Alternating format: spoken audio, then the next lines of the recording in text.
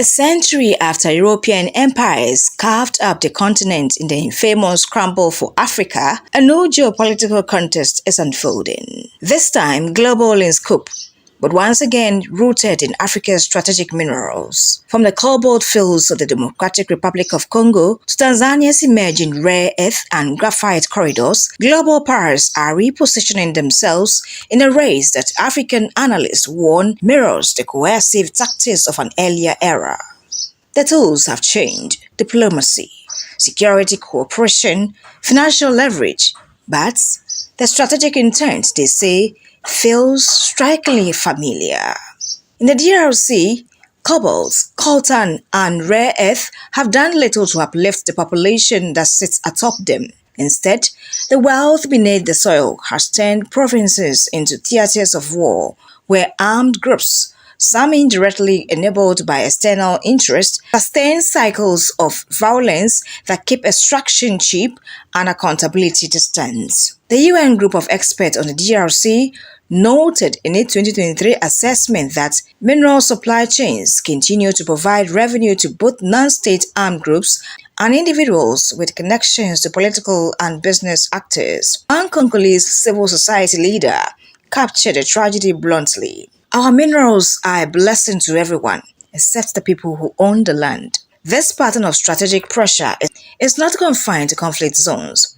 It is resurfacing in countries where stability and institutional strength once served as shields. Tanzania, now a rising actor in graphite, nickel, helium, and rare earth, has found itself increasingly courted and occasionally cornered by powers eager to look in long-term access. Diplomatic missions multiply, investment pledges escalate, and technical partnerships expand. Yet, behind the language of cooperation lies unmistakable geopolitical maneuvering. The late Kwame Nkrumah warned in 1965 that neocolonialism is the worst form of imperialism because it gives the illusion of independence.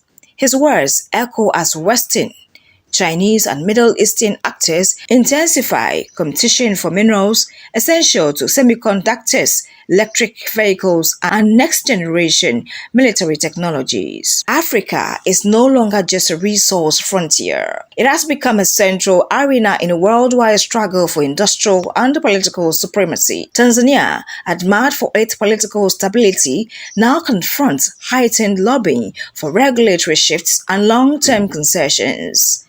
In the 1970s, Julius Nyerere cautioned against foreign assistance that mask influence, saying, "We must not guard against the subtle pressures which come in the guise of aid or friendship, for the purpose is influence, not partnerships." His warning resonates as external players challenge policies that prioritize local content, value addition, and sovereign control. Security cooperation adds another layer. The United States maintains that AFRICOM exists solely for counterterrorism and maritime security.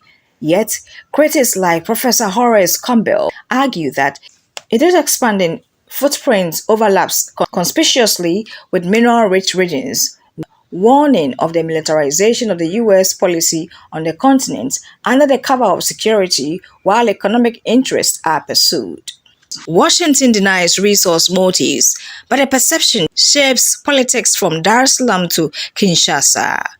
Behind the military ties are subtle economic levers. Ratings agencies, compliance bodies, and donor institutions frequently shape how capital flows into the African markets. When governments explore diversified partnerships, especially with non-Western powers, warnings swiftly emerge about debt distress, autocratic drifts, or opaque deals.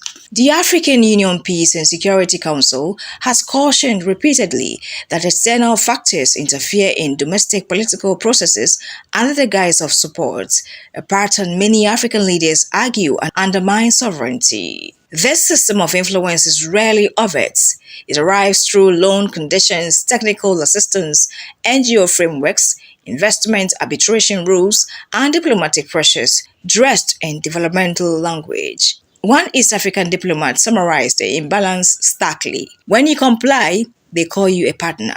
When you negotiate, they call you a problem. For many Africans, these dynamics reflect what Frantz Fanon described as the lingering germs of imperialism that must be identified and removed. Today, those germs appear in governance benchmarks, security alignments, and narratives that portray African self-assertion as instability. When African nations push for fairer contracts or greater value addition, critics label the moves resource nationalism, even though such policies are standard in developed economies. Yet, the continent is no longer passive. Tanzania, Namibia, Ghana, Zambia, Botswana, Rwanda, and South Africa are strengthening mining legislation, renegotiating legacy contracts, and insisting on local processing. The African Continental Free Trade Area, still in progress, offers a framework to avoid the fragmented negotiations that weakened Africa in earlier resource eras. Youth movements, policy think tanks, and civil society are increasingly vocal in demanding that Africa become a price setter, not a price taker. As Nyerere famously reminded the world, Africa must not be satisfied with the crumbs from a rich man's table. We produce much of the world's wealth, so we must control it. His words capture the stakes in the present moment. The global transition to clean energy, digital infrastructure, and advanced manufacturing is impossible without African minerals. And yet, without strong governance and collective strategy, Africa risks repeating a long and painful historical pattern. The new scramble for Africa is here, but so is a new Africa, more aware, more assertive, and more or less willing to be managed. A century after the first scramble, the contest is no longer for Africa alone. It is a struggle for global power. Once again, Africa sits at the heart of it.